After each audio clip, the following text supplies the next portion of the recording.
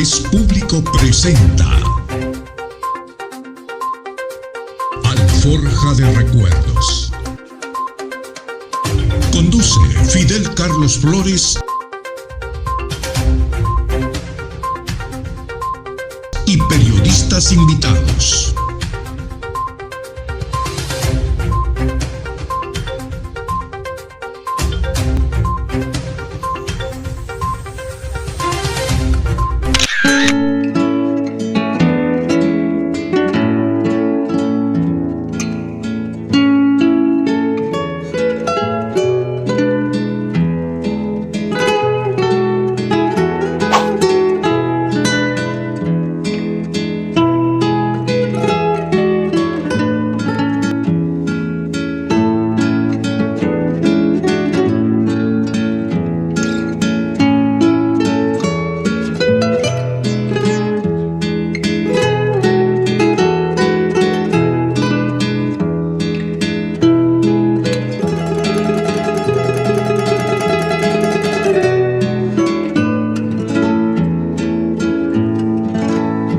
Publicamos este libro, Bolivianos en el ombligo de la luna, que pretende ser un recuento gráfico del paso de la comunidad boliviana por el Distrito Federal. México significa ombligo de la luna, el lugar del ombligo de la luna, por eso el título sugerente. Y la mía, como muchas familias, llegamos hace muchos años, hace 30 años a México, y hemos pasado muchas actividades culturales, políticas, artísticas, y muchas veces estas han quedado en el recuerdo de una foto, pero principalmente en el olvido. Es por eso que me aboqué a juntar esta información gráfica para poder explicar un poco, tener una visión panorámica de este paso de la comunidad. Entonces en el libro hablo sobre danza, sobre lo que tiene que ver con la música, con la literatura, con eventos, incluso organizaciones deportivas que se hicieron, que en los 80s era muy común, torneos de fútbol de los bolivianos. El exilio político y el exilio en general de los bolivianos, cómo han venido desde el siglo XIX los embajadores relacionados con Benito Juárez, o la primera mitad del siglo XX, el señor Hinojosa o Tristán Maró, grandes revolucionarios de la época, y posteriormente las dos migraciones importantes de exiliados en los 70s y en los 80s. Y particularmente ahora quisiera referirme a la parte de la danza y de la música.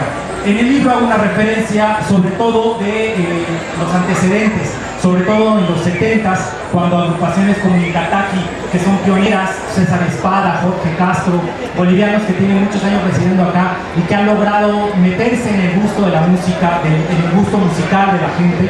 Y ese ha sido un trabajo de varias generaciones que se han estado gestando.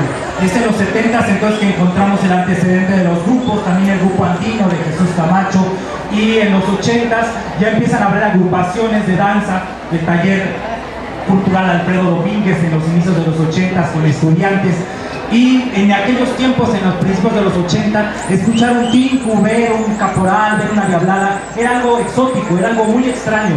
No existía la cumbia andina, no existían las expresiones que actualmente podemos ver más diversificadas en la cultura mexicana, más asimiladas. Es entonces, después de los 80s, que viene la década de los 90s, con grupos como Expresión Bolivia, que fue el que tomó la estafeta la maestra Patricia Flores, y del grupo Expresión Bolivia, que aún sigue en vigencia, después de 10 años de los 90s, llegamos al 2000, donde se da una proliferación de grupos que la mayoría de ellos fueron consecuencia de justo la experiencia de Expresión Bolivia, ¿no?